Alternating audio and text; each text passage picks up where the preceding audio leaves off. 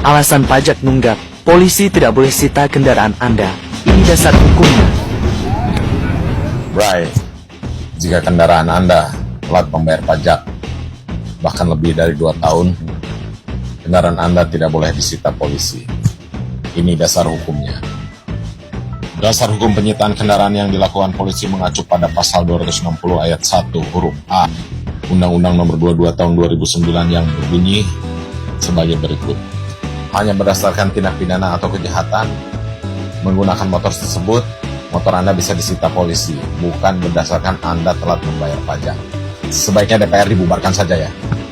Karena mereka bukannya mempercepat rancangan undang-undang, memiskinkan dan merampas aset para koruptor, tapi malah mereka mempercepat undang-undang perampasan kendaraan bermotor dari rakyat oleh aparat. Sebarkan jika video ini bermanfaat.